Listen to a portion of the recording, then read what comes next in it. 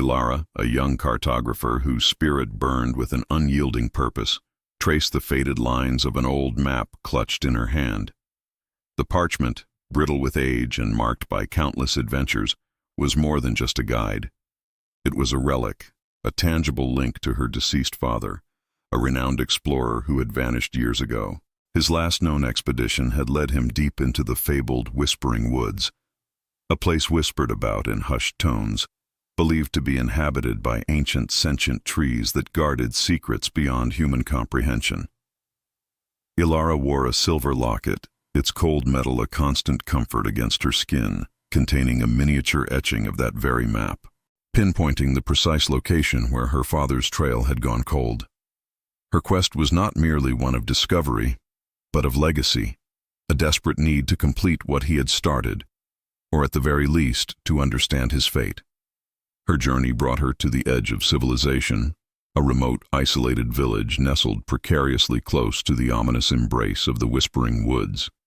The villagers, their faces etched with a perpetual weariness and a deep-seated fear, eyed her with a mixture of suspicion and pity. Their homes, weathered by time and the elements, seemed to huddle together for protection against the unseen forces that loomed beyond the tree line. Superstition clung to the air like the damp morning mist, thickening with every nervous glance towards the forest. Elder Maeve, a woman whose face was a roadmap of wrinkles, each line telling a story of hardship and wisdom, approached Elara with slow, measured steps. Her eyes, dark and piercing, held a profound understanding of the world, both seen and unseen. "Child." Maeve's voice was a low rustle, like dry leaves skittering across the ground. "That forest breathes at night. It calls to those who listen too closely, and swallows those who dare to enter." She spoke of others, explorers and wanderers, drawn by the same siren call, who had ventured into the woods and were never seen again, their stories fading into the chilling silence of the trees. The elder's words hung heavy in the air, a solemn warning intended to deter. Yet Elara, fueled by her scientific skepticism and the burning fire of her personal mission, dismissed them as mere folklore, the fanciful tales of an isolated people. With a determined set to her jaw, Elara established her camp at the forest's very edge, the towering trees casting long skeletal shadows as the sun began its slow descent. A strange, almost magnetic pull emanated from the depths of the woods, a silent invitation that tugged at her very soul. She meticulously organized her equipment, the familiar click of her compass and the rustle of her maps, providing a temporary anchor against the growing unease. As dusk painted the sky in hues of deep violet and bruised orange, a low rhythmic hum began to emanate from the forest itself. It was barely perceptible at first, a soft vibration against the soles of her feet, then a subtle thrumming in the air, growing steadily louder, more insistent. The sound, organic and deeply resonant, was unlike anything she had ever encountered, and it rippled through her, a chilling premonition that hinted at something far more profound than mere wind rustling through leaves. The Whispering Woods, it seemed, was beginning to live up to its name, and Elara, despite her scientific resolve, felt a shiver trace its way down her spine. The night had just begun, and the forest was preparing to reveal its true nature. Before we continue, subscribe to the channel and tell us in the comments where you are watching from. The first light of dawn, a pale, hesitant whisper of color, found Elara already deep within the Whispering Woods. The forest, a labyrinth of ancient trunks and intertwining branches, felt immediately different from the edge. Sunlight struggled to penetrate the dense canopy, dappling the forest floor with shifting patterns of emerald and gold, creating an otherworldly gloom. The air, thick with the scent of damp earth and decaying leaves, was surprisingly heavy, almost viscous, making each breath a conscious effort. Elara's trained eye immediately registered flora unlike any she had catalogued, bioluminescent fungi clinging to damp bark, and ferns that unfurled in spirals of impossible intricacy. Strange iridescent insects flitted past, their wings buzzing with an unfamiliar rhythm. As she pressed deeper, the faint, rhythmic hum she had heard at dusk intensified, now a pervasive thrum that resonated in her bones. It wasn't just a sound, it was a sensation, a low vibration that seemed to emanate from the very ground beneath her feet. And then the whispers began. Soft, almost imperceptible, they seemed to weave through the rustling leaves and the distant calls of unseen birds. They were not words, not distinct voices, but rather a chorus of faint echoes, a suggestion of communication just beyond her grasp, always seeming to follow her, a constant, ethereal presence.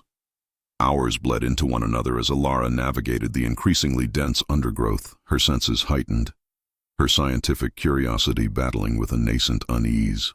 Then, through a thicket of gnarled roots, she stumbled upon it, a decaying campsite almost swallowed by the relentless creep of vegetation. A tattered canvas tent had collapsed into a moldering heap, and rusted cooking implements lay scattered amidst a carpet of moss. Her heart hammered against her ribs as her gaze landed on a small, leather-bound book, half buried beneath a fallen branch. Its cover, though faded and water-stained, bore an emblem she knew intimately, a stylized compass rose, her father's distinct mark. With trembling hands, Elara unearthed the weather-beaten journal. The pages, brittle and yellowed, crackled as she opened it. Her father's familiar, elegant script filled the entries, but the tone was markedly different from his usual meticulous observations. His early notes detailed botanical discoveries, geographical surveys, but then a shift. The entries spoke of a growing fascination with the forest's sentience, his belief that the trees communicated through vibrations, a vast, silent language of the earth itself. He wrote of feeling observed, of a profound ancient intelligence that permeated every leaf and root. As night once again began to descend upon the whispering woods, the forest truly began to breathe around her. The hum intensified to a deep, resonant throb, accompanied by subtle, undeniable tremors in the ground beneath her. It was as if the very soil was alive, its pulse vibrating through the soles of her boots. Elara watched, mesmerized and terrified, as the towering trees subtly shifted, their massive branches swaying with an eerie, deliberate motion. Yet there was no wind. It was an internal movement, a slow, organic dance. A chilling entry in her father's journal, scrawled in a hand that betrayed a growing desperation, described his realization. The forest wasn't merely alive, a collective of biological processes. It was actively observing him, its ancient eyes taking in his every move, its vast consciousness aware of his presence, his thoughts, his very breath. The whispers grew louder, coalescing into a symphony of unseen sentience, and Elara found herself at the precipice of a revelation that would forever change her understanding of the natural world.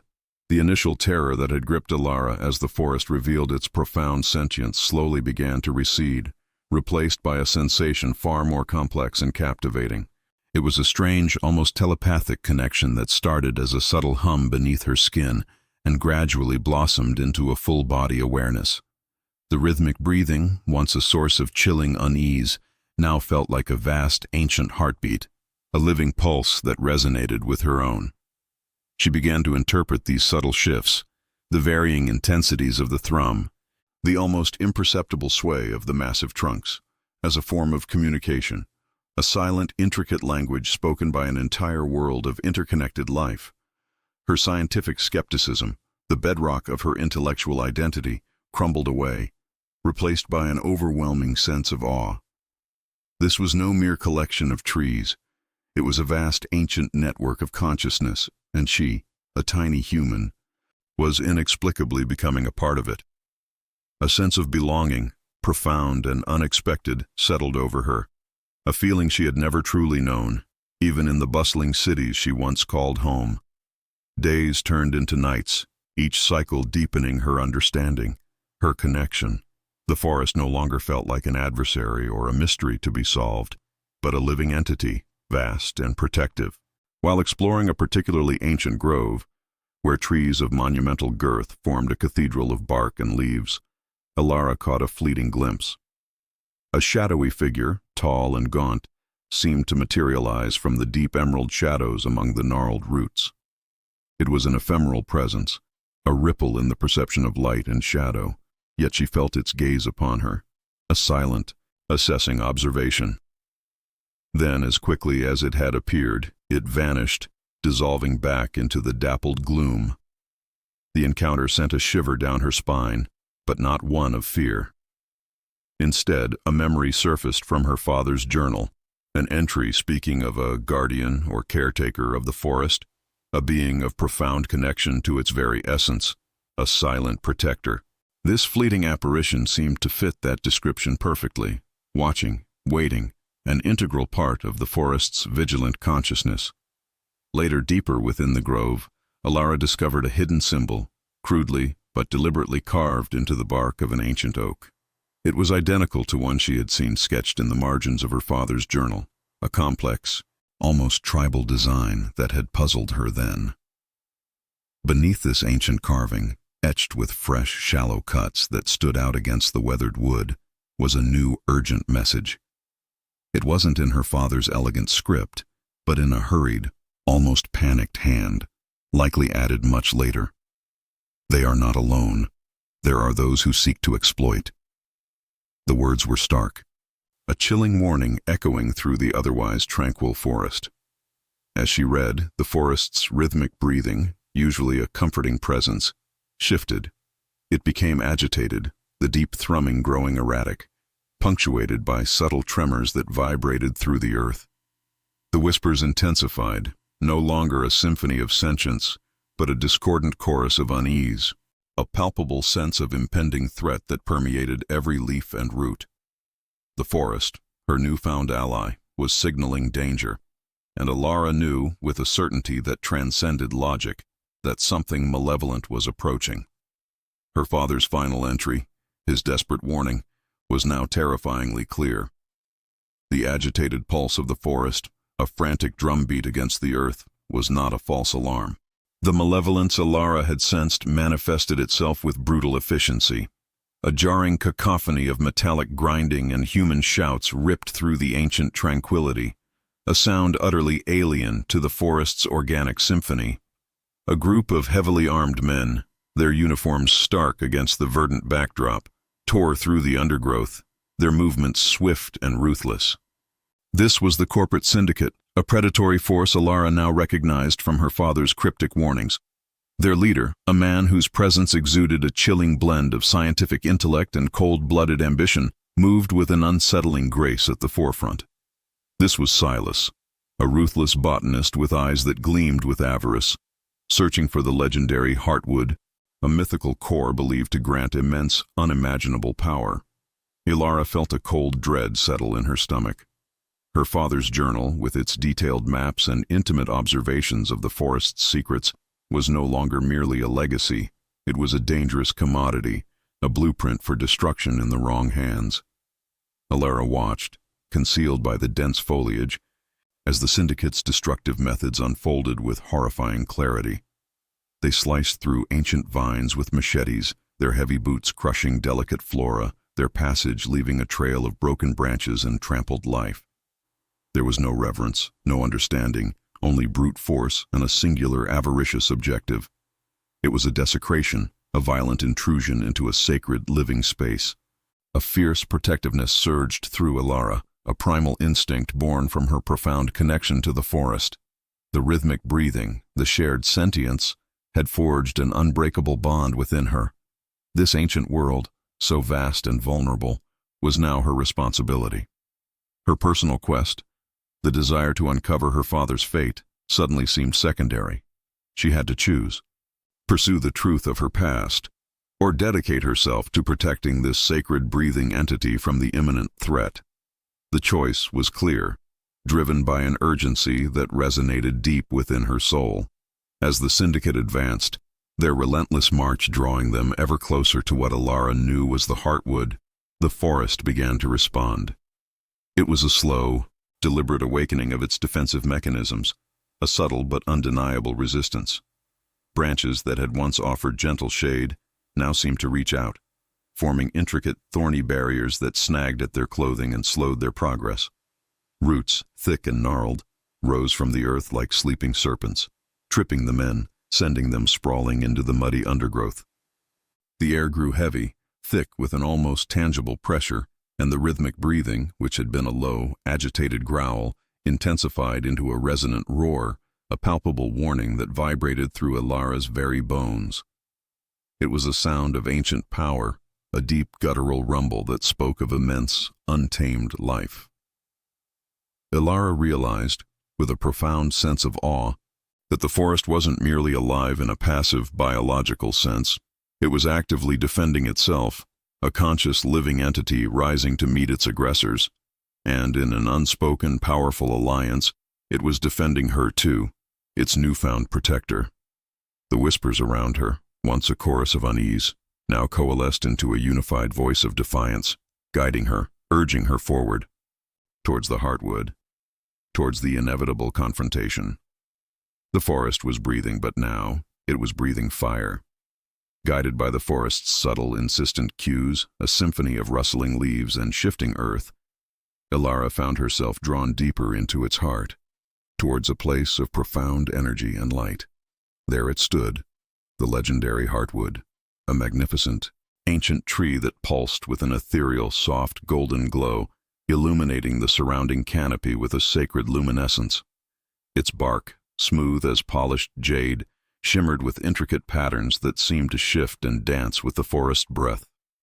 Roots, thick as ancient pythons, burrowed deep into the earth, anchoring it with an unyielding strength, while its uppermost branches brushed against the sky, as if whispering secrets to the stars. Just as Elara reached the clearing, a cacophony of shouts and heavy footsteps shattered the serene ambiance.